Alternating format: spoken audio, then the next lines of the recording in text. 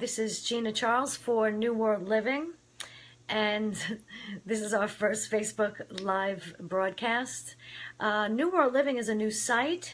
It went online early June of this year. It offers products and resources for your healthy life and your authentic living. But really what we're about is, oh, wait a minute. Oh, I think we really are live this time. Okay. I'm going to our guest, Dika, and she is the founder of the Empowered Empath. Oh, I think we did it. We did it. I see a little box popping up. Are you there? Almost. Okay, it looks like we froze just now. Okay, I hear you. I don't see you in the little box. Do you see me? I see you and me, so I guess we're doing something. Okay, so, all right, I could take off my, all right, so yeah, I do see, see, this looks different from the other page. Okay, so here we are, and we finally got it right. Maybe next time I could see you in the little box, but that's okay because I can hear you. So, so we were gonna, I want to do these quick little chats of empowerment, and today we wanted to talk about mind chatter, and I know that you call it the monkey mind, which I like that. Oh, see, now I don't know, I can't hear you. I don't know if you can hear me. Can you hear me? I can hear you. You keep freezing up, but keep going with it. Hey, Teresa. Teresa's on. Okay. Oh, there's someone here? Okay. See, I can't see that. All right. We're just trying to iron out all of these little glitches. Okay. So, mind chatter. You know, if you notice that your mind talks a lot all day long, then you're kind of a little bit ahead of the game, because there are a lot of people out there that their minds are talking all day long and they haven't even yet noticed it. So if you do notice that you do have a lot of chatter, like I said, you're a little bit ahead of the game. And then what do you do about it? That's the thing. Well, if you start to notice and you work that muscle and you become the eyewitness to thought, that one practice could change your whole life experience. Because once you start using it, you're going to start noticing what kind of thoughts you're actually having. And for me, anyway, it's clear that when I do have that mind chatter and I'm not noticing it, the one thing that it does do is cut me off from my own intuition. It cuts me off from my higher self, from higher intelligence, and I'm trapped running in circles inside all this mind chatter that's not getting me anywhere. And luckily, pain and suffering rises to, you know, give me a little flick, and that's what wakes me up, is the discomfort, to recognize that I was just lost in all of that thought, all of that mind chatter. So Yeah. for me, it cuts me off. So do you find that that's the same thing that happens to you, Trish? Yeah, I find my mind goes on and on. It creates these stories. And when I am very busy and I'm running, I don't pay attention to what I'm doing in this moment. It is when I catch myself with that, you know, whether it is creating an argument in my head, whether it is cursing somebody out in traffic, or whether it's just like I find that I create these stories, and or belittle ourselves. I mean, how often do you find that you do something and next thing you know, you're belittling yourself? And these are like triggers for me to know that I am way past being present. I am now just going with the busy mind and the monkey mind and not paying attention to anything. So this is my cue to stop it, you know, in its tracks and to come back to be present.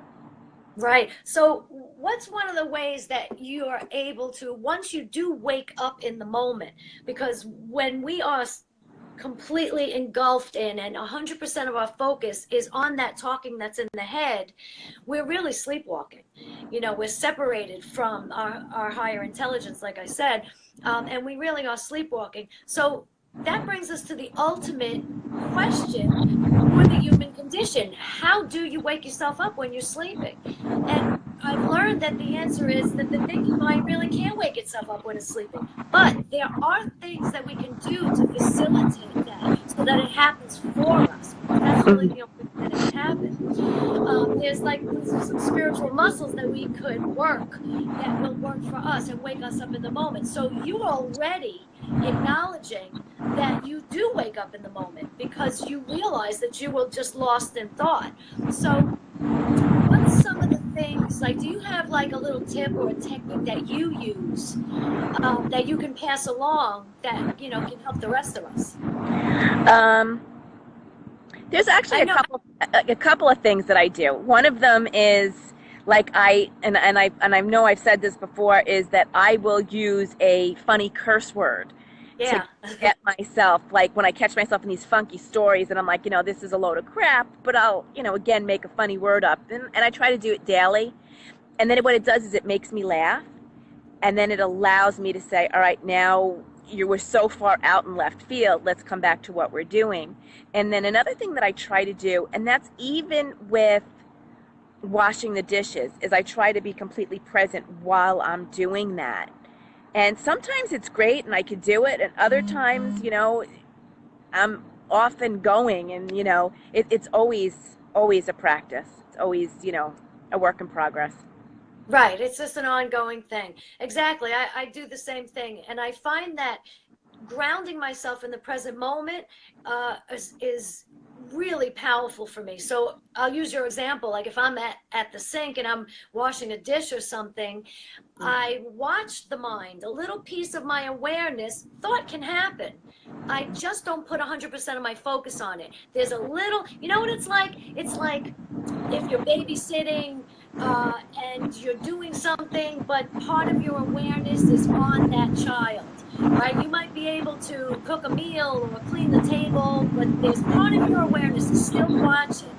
And that's the way that I deal with my thinking, that I save a little piece of my awareness to keep one eye on what's going on right here. And then I ground myself in the present moment. Like I'll ask myself, how does your ass feel in the seat? Right? The mind is so busy talking that we don't even notice things like that. How do your feet feel in their shoes? Do you feel a breeze? Is there a smell in the room? Those are all anchors into the present moment, and those are things that really help to keep us plugged in to our guidance, intuition, higher intelligence. And when we are in that moment of presence, what it really does is it kicks that gate open into the field of infinite possibility. And that's when really great ideas pop in and creativity rises. And we're cut off. Could you imagine that, really, that we're cut off from all of that just because the mind won't shut the hell up, right? Yeah, yes. I got to tell you, I remember, this was going back a couple of years, but something was going on in my life. I don't remember what, but I remember I'm like, I'm going to clean my bathroom, and I'm going to really clean this bathroom.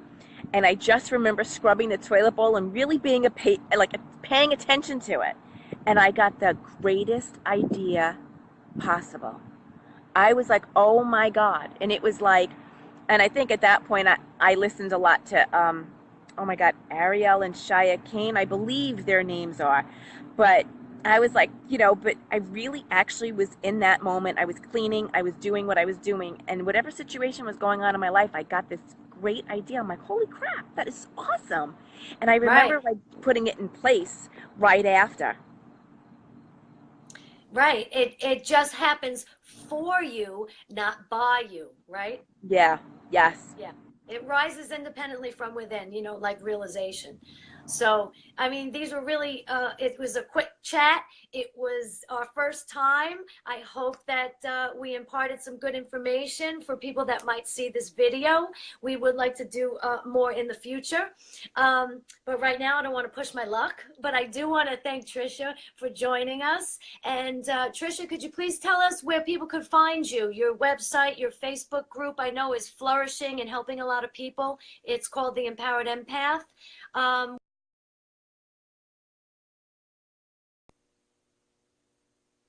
oh, I lost her. Okay. But on Facebook, Trisha's group is called The Empowered Empath. She is out there helping an awful lot of people. I myself appreciate her very much. And Tricia, if you can hear me, I want to thank you so very much for doing this first Facebook Live broadcast with me. Thank you very much. And to everyone else, this is Gina Charles from New World Living. Let's stay awake.